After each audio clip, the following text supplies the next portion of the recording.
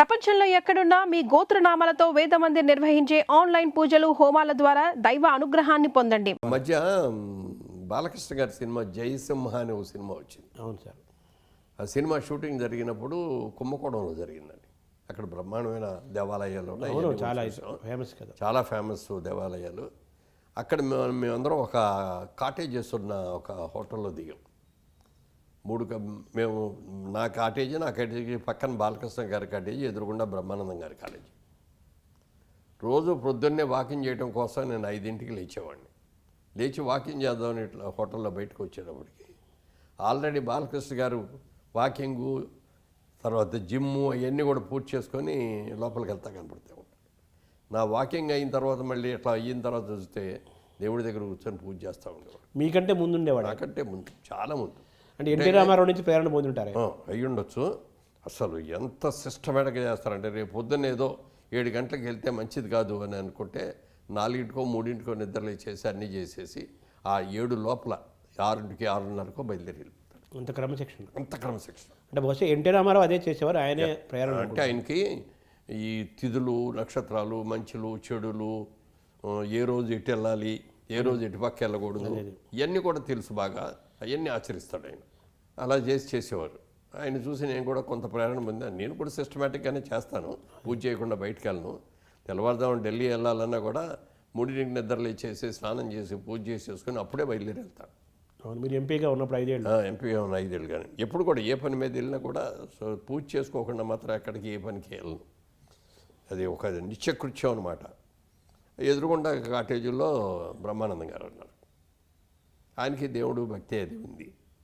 రోజున వచ్చాడు, నేను పూజ చేయటం, అక్కడ కూర్చుని నాతో కూర్చుందామని నేను లోపల పైకి చదివి వేస్తూ ఉంటా పూజ.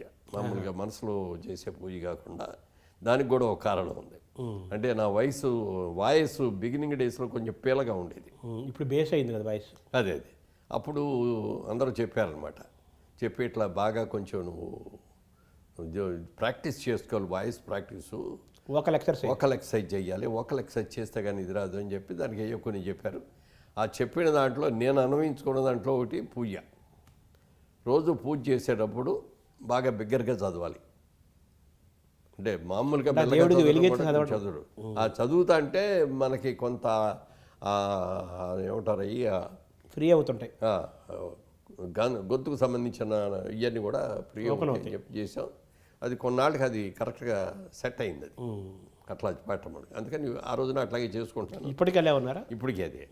అంటే మరీ బిగ్గరగా కాదు కానీ పైకే చదువుతాం.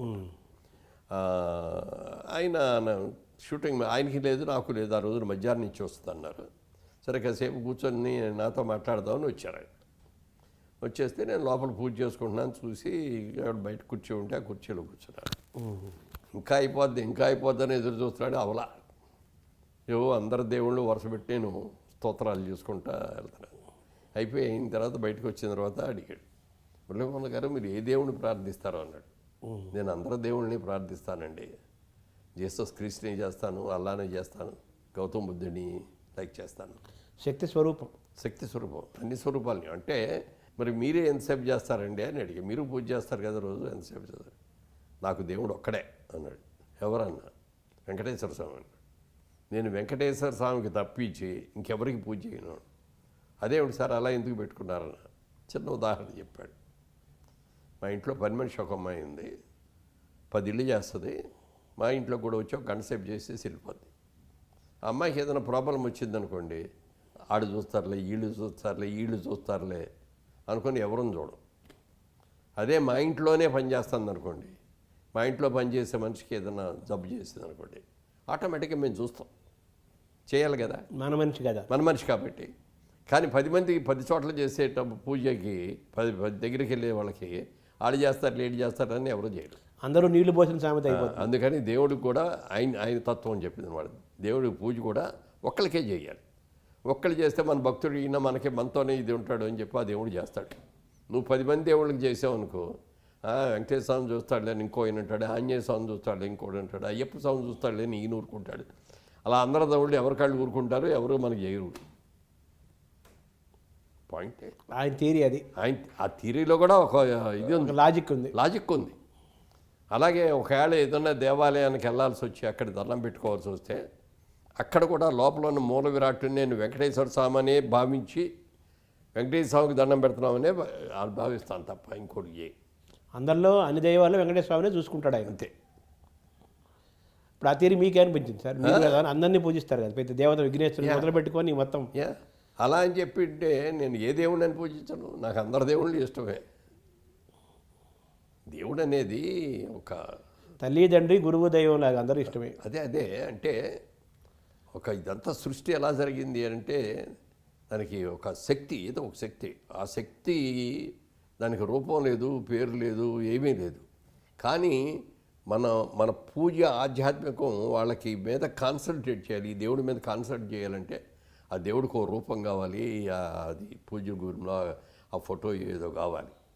అవన్నీ ఉంటేనే కదా మన ధ్యానం దానితో అమ్మవారని వెంకటేశ్వర స్వామిని ఇట్లా రకరకాల అయ్యప్పని ఇట్లా పేర్లు పెట్టుకొని ఆ పూజ చేస్తాం. అదే లేదనుకోండి అక్కడ ఏమని చేస్తాం, ఎంతసేపు చేస్తాం. శూన్యంలో కూర్చొని చేయాలంటే కష్టం కదా. ఆ మధ్య మేము అమెరికా వెళ్ళినప్పుడు అక్కడ చికాగోలో బహాయ్ టెంపుల్ అని ఒకటి ఉందండి, చాలా ఫేమస్, చూసారా అని అడిగారు ఎవరు. లేదండి అంటే రండి రేపు నేను తీసుకెళ్తానని తీసుకెళ్ళారు. లోపలికి వెళ్తే ఏమీ లేదు, లోపల పెద్ద హాలు, నిశ్శబ్దం, సైలెన్స్ ఈజ్ గాడ్ అక్కడ పెట్టిన బోర్డు. వాళ్ళ తీరి అక్కడికి వెళ్ళి కూర్చోండి. మీరు పావు గంట కూర్చుంటారా, గంట కూర్చుంటారా, 3 గంటలు కూర్చుంటారా, మీ ఇష్టం.